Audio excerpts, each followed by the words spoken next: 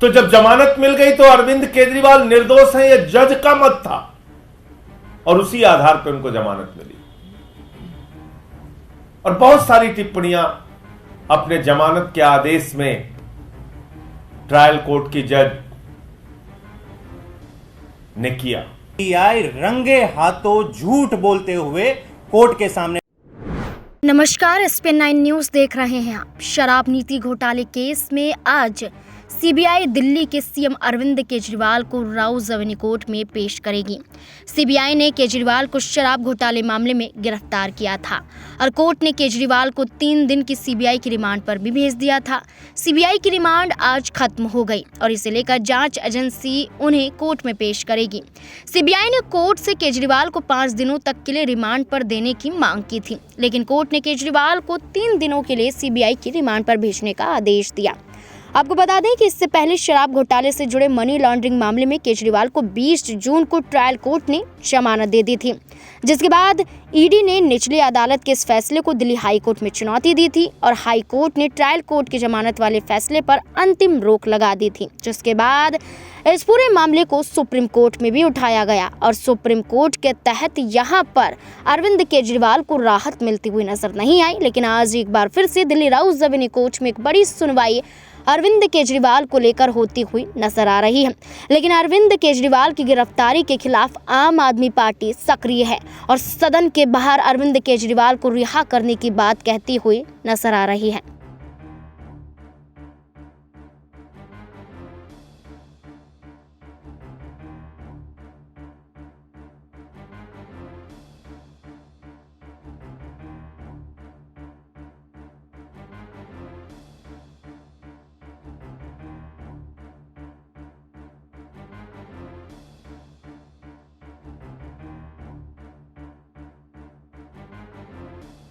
अरविंद केजरीवाल को रिहा कराने के लिए सदन के बाहर आम आदमी पार्टी के कई सांसद मौजूद नजर आए और सीधे तौर पर उनकी मांग थी कि अरविंद केजरीवाल को रिहा करो।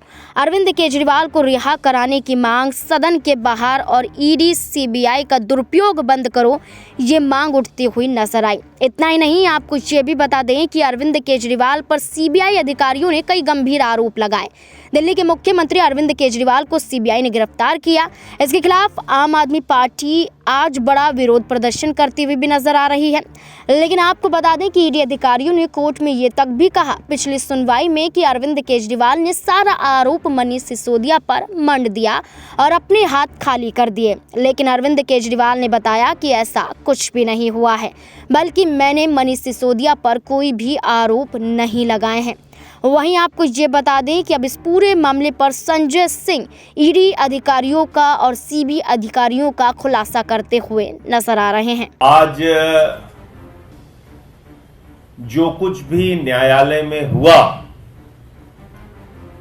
उसके बाद सबसे पहले तो मैं मीडिया के बंधुओं से यह अनुरोध करना चाहूंगा कि कोई भी झूठी खबर सीबीआई या ईडी दे तो ये मान लीजिए कि ये मोदी सरकार के, बीजेपी सरकार के इशारे पर प्रायोजित झूठी खबरें हैं। तो कृपा करके उसकी एक बार जांच करना बहुत जरूरी है।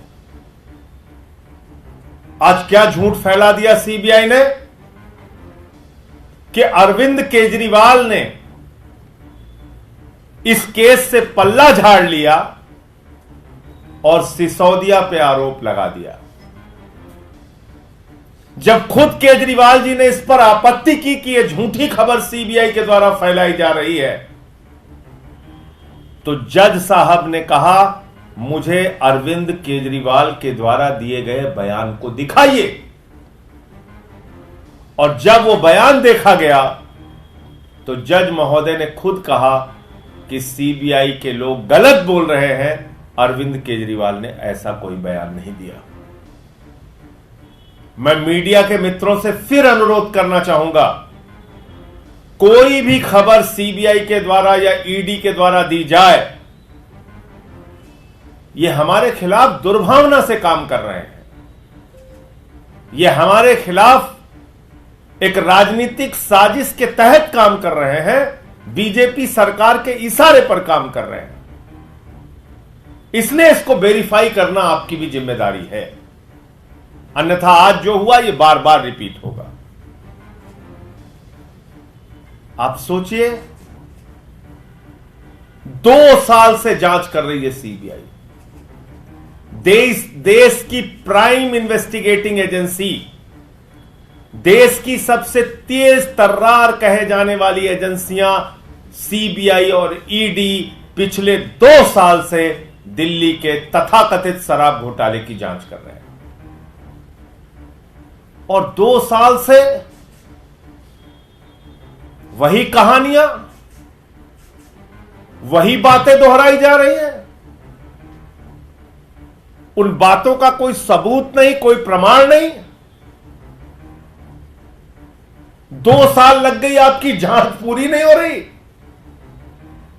50,000 पन्ने की चार्जशीट आप दाखिल कर चुके हैं, 464 गवाह आपने बना दिए, पता नहीं कितने कागजात आपने छिपा के रखे हैं, कह दिया ये अनरिलाइड अपॉन डॉक्यूमेंट है। जो सबूत, जो कागजात चिल्ला चिल्ला के कहते हैं कि अरविंद केजरीवाल निर्दोष है, मनीष सिसोदिया निर्दोष है, जो चिल्ला चिल्ला के जो कागजात कहते हैं, उन कागजातों को, उन बयानों को आपने कहा ये अनरिलाइड डॉक्यूमेंट है, इसको छिपा के रखो। ये आपकी जांच है। और ये सब कुछ सीबीआई गिरफ्तार करने कब पहुंचती है, ये आप लोगों को और देश के लोगों को सोचना बहुत जरूरी है। कैसे काम कर रही है देश की मोदी सरकार, कैसे काम कर रही है केंद्र सरकार की सीबीआई और ईडी। जानकारी के लिए बता दें कि जहां सीबीआई कस्टडी में अरविंद केजरीवाल को रखा गया था, इससे पहले ईडी ने शराब घोटाले मामले में 9वीं supplementary chargesheet Rouse Avenue court में दाखिल की है, जिसमें विनोद चौहान को आरोपी बनाया गया है। विनोद चौहान पर आरोप है कि अभिषेक बोनीपिल्लई के कहने पर दिनेश अरोड़ा ने 2 नोटों से भरे बैग विनोद चौहान तक पहुंचाए थे। विनोद चौहान ने ये पैसा आम आदमी पार्टी को गोवा चुनाव के लिए दिया था। साउथ लोबी की कविता के एक स्टाफ ने इस बात का खुलासा किया था, जिसके बाद विनोद चौहान को ईडी ने शराब घोटाले में 18वां आरोपी बनाया था। अब इस पूरे मामले में तो आरोप लगाए जा रहे हैं आम आदमी पार्टी पर, लेकिन आम आदमी पार्टी के जैस्मीन कहीं ना कहीं बड़ा खुलासा फिर से करते हुए दिखाई दे रहे हैं। पूरा का पूरा एक फर्जी मुकदमा बनाया गया है। कोई भी तर्क सीबीआई और ईडी अपने पन्नों में लिख देते हैं, लगता है कि सीबीआई और ईडी ने नहीं लिखा है, भाजपा के मुख्यालय से ये तर्क सारे दिए जा रहे हैं। और आज भी जब सीबीआई के वकील ने यह कहा कि अरविंद केजरीवाल जी ने मनीष सिसोदिया को दोषी ठहराया, तो साफ लग रहा था कि यह तो भाजपा के प्रवक्ताओं की लाइन है। यह सीबीआई कैसे कह रही है? तो जब सबूत देखने गए, अरविंद केजरीवाल जी का स्टेटमेंट जब खुद कोर्ट ने पढ़ा, तो मान लिया कि यह तो गलत कह दिया सीबीआई ने। तो आज ये पूरी तरह ये लोग बेनकाब हो गए हैं।